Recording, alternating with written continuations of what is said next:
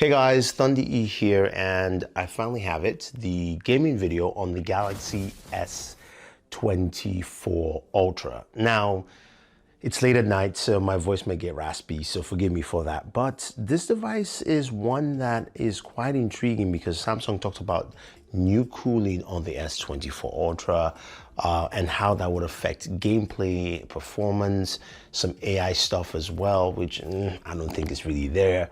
But let's look at the hardware itself. Now, visually, it looks like the S23 Ultra. It just really does.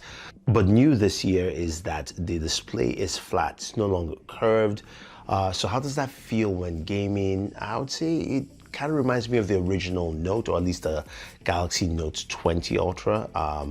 And it feels very comfortable. Titanium, it feels lighter but still sturdy at the same time, so that is a huge plus. Now we know this is powered by the Snapdragon 8 Gen 3, which is a solid processor and it's got some really great performance. We just saw that recently on the Asus ROG Phone 8 Pro versus the Red Magic 8. Some great performance, but those are gaming phones. So what kind of benchmarks can we expect on the S24 Ultra? So let's go into Geekbenchmark 6 to see some of the benchmarks there. And in our single core scores, we got 2,187, multi-core 6,679.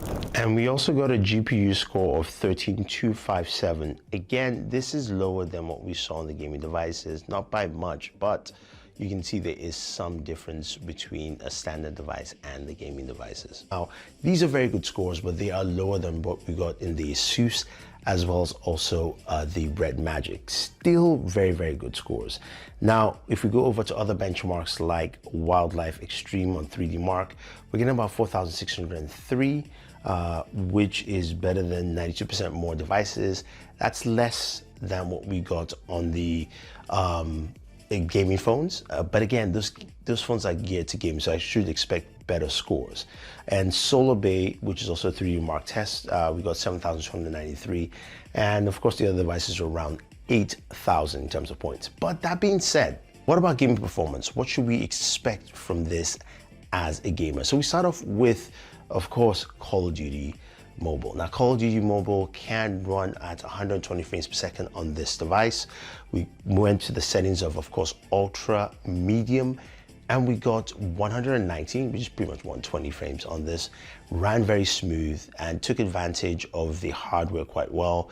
Very comfortable gameplay, played really nice. I liked it, I enjoyed it.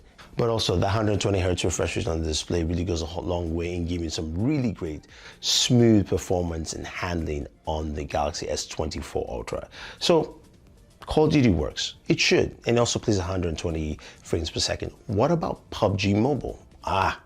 This was good. It was good to see that we're able to actually go ahead and play at PUBG 90 frames per second, which is a specific setting and something we found on the Asus ROG Phone 8 Pro. We didn't see it on the Red Magic, but it is available on the Galaxy S24 Ultra, and it handles that mode pretty well. 89, 90 frames per second, really solid, smooth gameplay. Me constantly dying because I'm trying to make this as fast as possible, but I was able to get those benchmarks. So that's pretty good performance off there. Now, before we go into Genshin Impact, which of course had the highest performance levels for us, what about emulators? Now, because this was pretty much a quick turnaround for me, I was able to get one emulator on there on PSP. This is God of War Chains of Olympus. I ran it at 8x at about basically 4K resolution on the device, and it did a fantastic job. Frame rate was 60 frames per second, game played really well. I was using on-screen controls. You can of course connect to your controller if you wanted to play in this.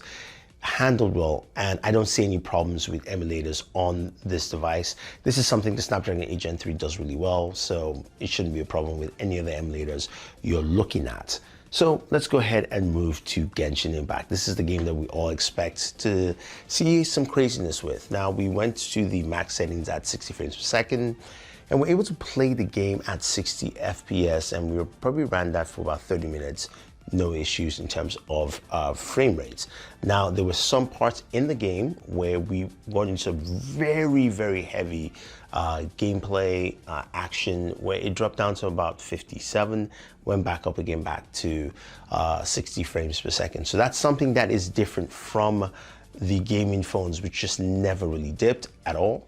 And I was saying when it comes to temperatures, this is where we got our first true test of temperatures.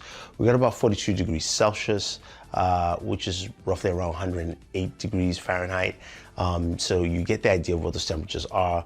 It's kind of in line with what the Galaxy was doing last year with the Genshin Impact. So I'm not sure how improved it is on a game like that. What I will tell you is playing PUBG for an extended period of time, my temperatures were fine. Didn't run hot, it ran warm to cool, and it just ran and handled pretty well temperature-wise. So in that aspect, I think you would get the kind of temperatures you expect. Now, what about the speakers? I know we just did a speaker test, but we never actually looked at gaming, while gaming, how the speakers will sound, and also what kind of quality you get. So let's go ahead and take a quick listen to the speakers on the Galaxy S24 Ultra for gaming.